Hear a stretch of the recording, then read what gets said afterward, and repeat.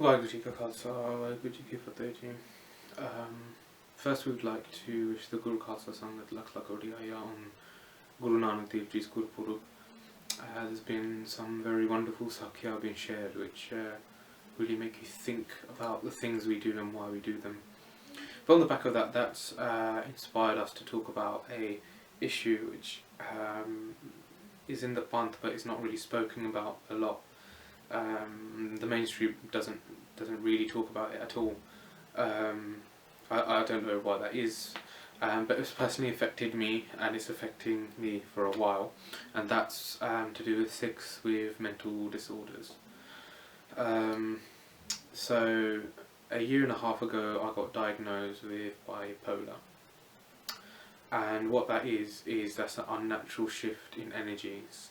So you've got one energy which is very absolute, it's full of energy, you're happy, you talk a lot, you meet people, you speak to people you haven't spoken to in years. I found myself at 2 o'clock in the morning cleaning out my car, hoovering it.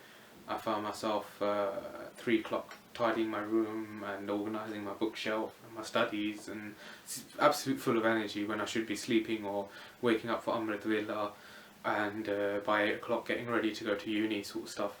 And I found that, you know, that I wouldn't need to sleep, and you know, my mind will be going at 100 million miles and I'll be doing so many things. And then the other energy is the low energy, which is you've got no energy at all. I found I was locking myself in my room, not talking to anyone. My parents were getting worried, friends were getting worried, my sangat was getting worried.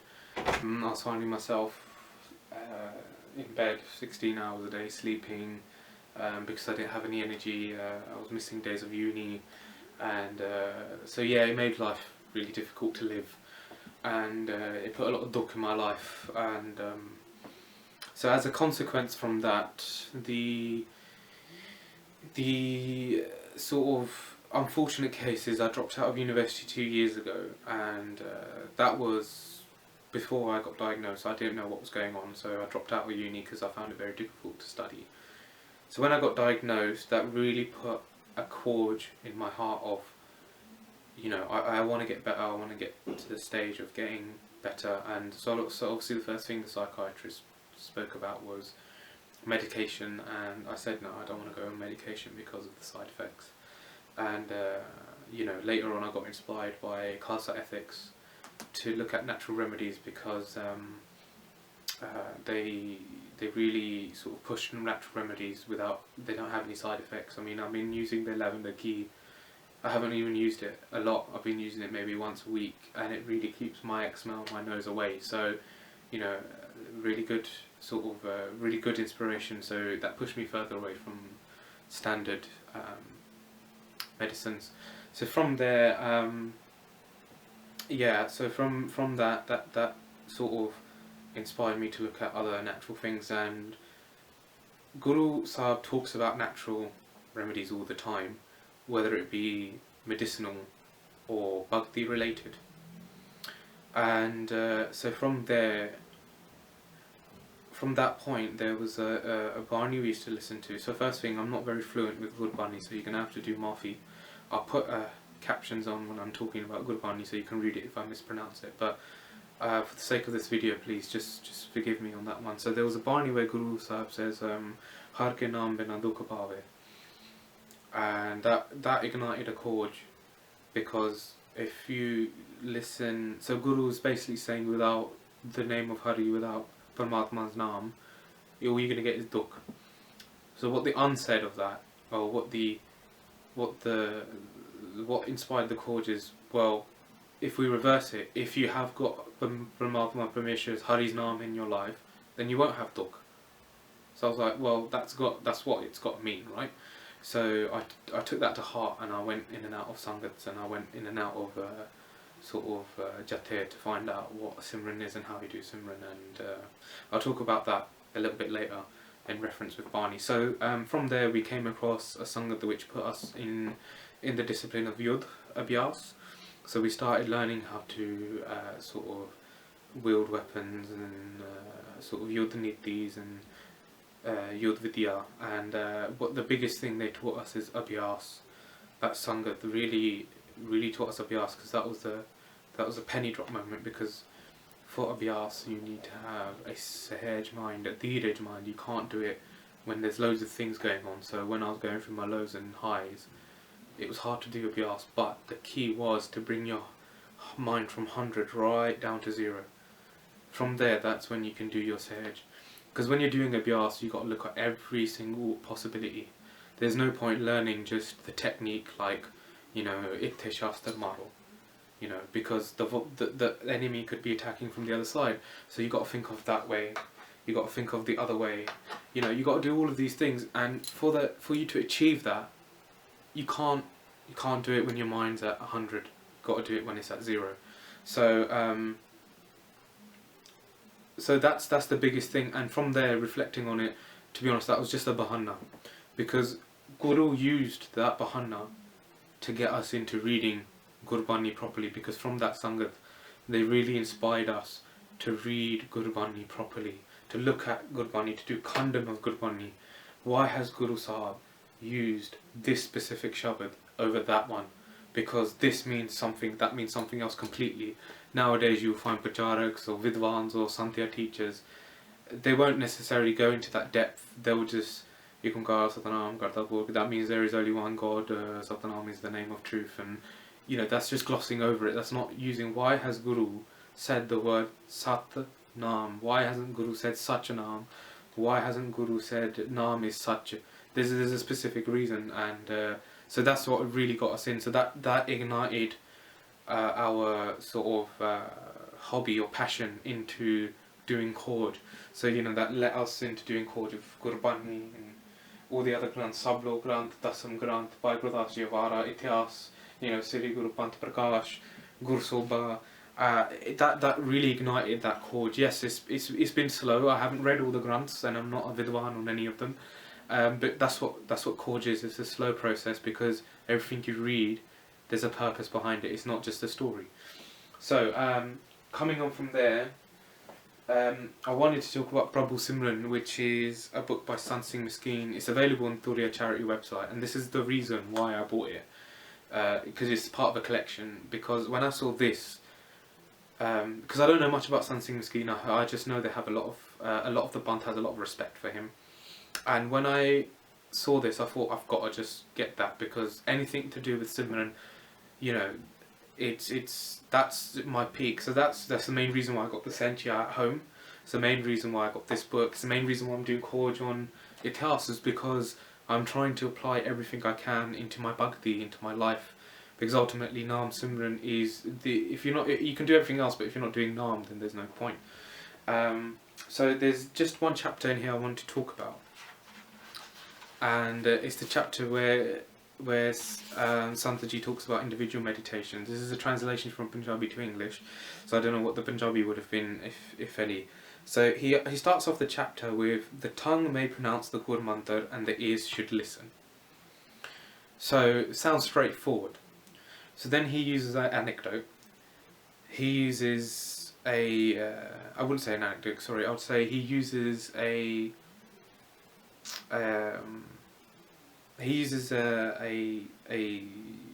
physical representation of this, something you can physically understand. He says, the morsel of food will enter the body through the mouth and will become part of the body after digestion. It will become meat, blood and physical strength. Food is to be prepared by the hands and eaten by the mouth. So you can see he's comparing the concept of doing Naam Simran through the mouth and ears into something we physically do anyway. You cook your own food and you eat it. So then further down the page he says that if the tongue is saying Vaheguru Vaheguru, but the ears do not listen, then the mantra does not become part of the body, it doesn't become part of the Atma, and the Sukh will not be attained. He also says it's easy to pronounce the mantra, but it's very hard to listen.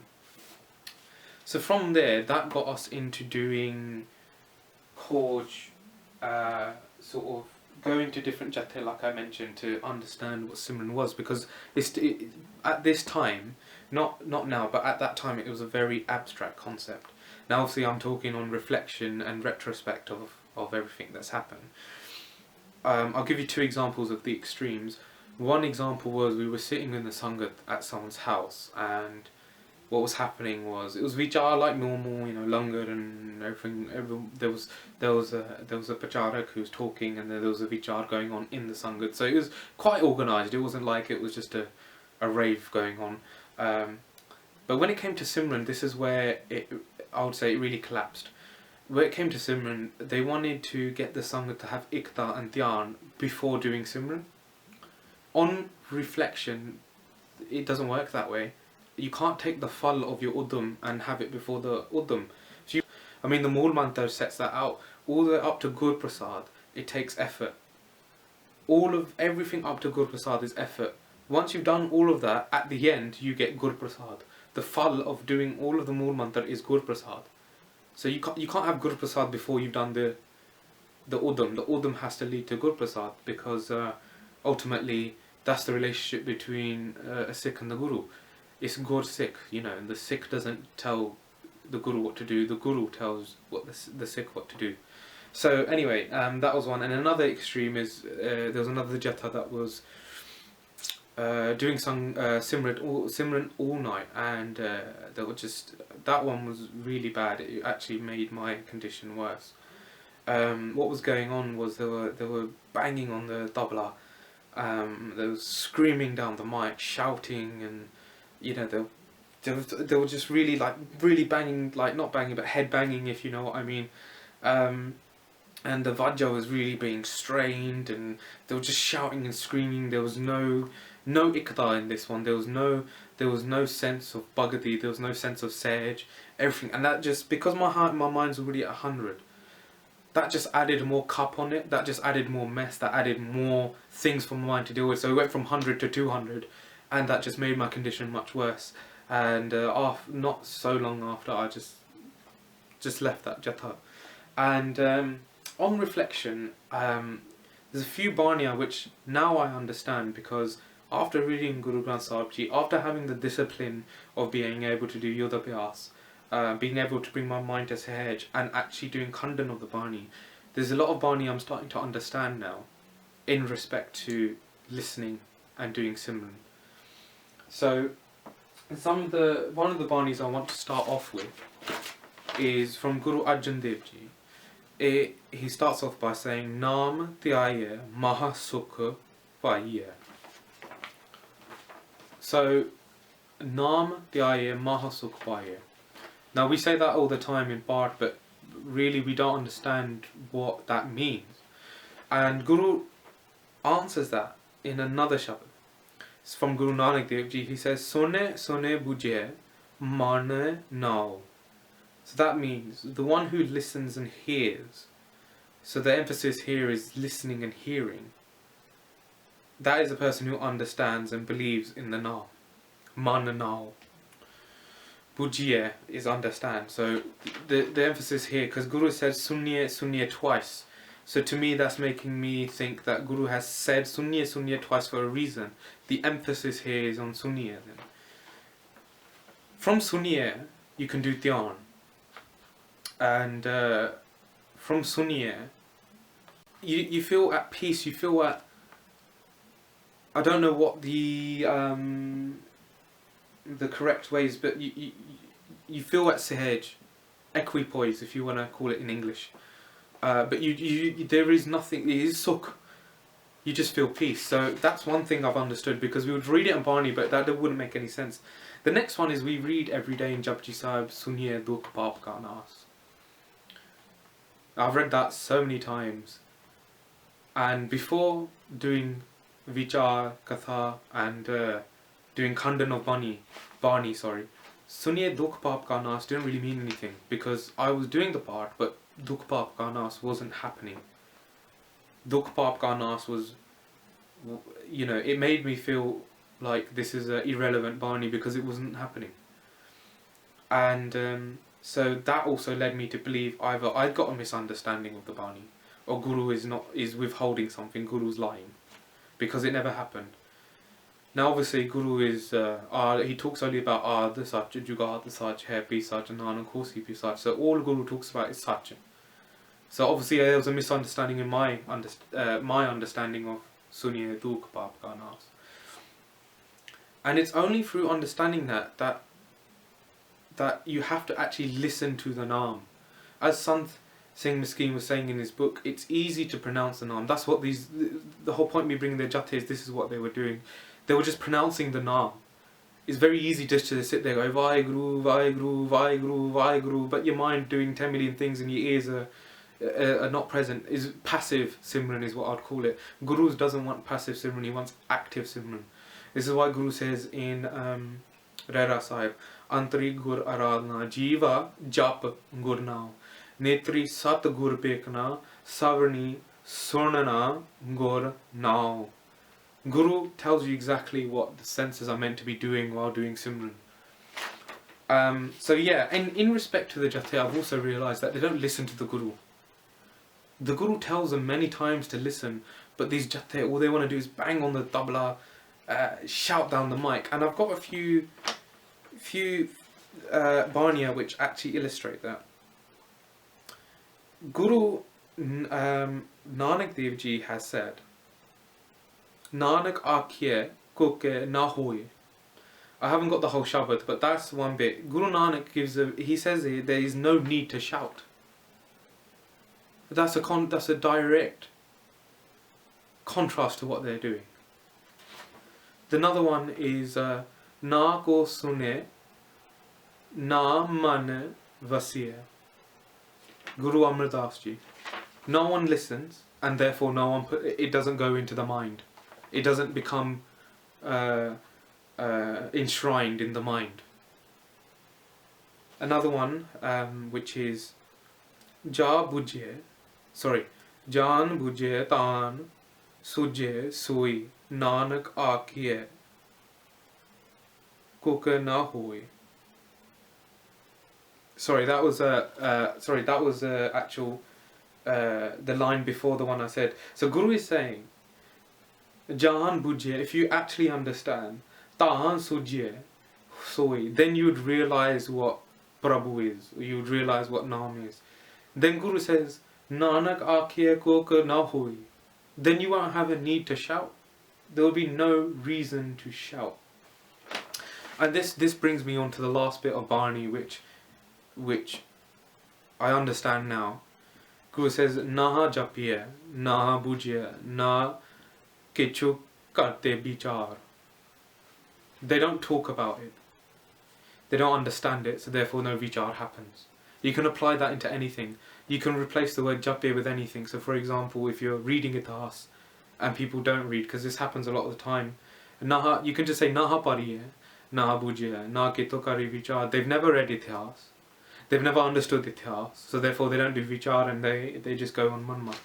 So I wanted to just do that bit of veechaar with you. And I wanted to make it really apparent that we really need to listen to the Guru. The Guru says to listen to Naam, and that's had a massive, profound impact on my mental disorder. It's actually really created a understanding inside me of what's going on. So I still have my episodes. Don't get me wrong. This hasn't got rid of it straight away. Once again, it has to be done in time. Sahaj, you know, you have to have red. You know, this is really helped. I mean, I can't explain it because it's quite personal. But for example, I have my episodes, but I'll still be able to have some sort of control. I'll still be able to understand what's going on. It won't just cloud my judgment anymore. Naam has really helped me to reflect on what's going on, because the fall of Naam isn't just having sukh. The fall of Naam is actually changing your karam. So when I was going through my low episodes, there was nothing going on. It was just be episode. There will be no change. The evidence of Naam is the change in someone's karam.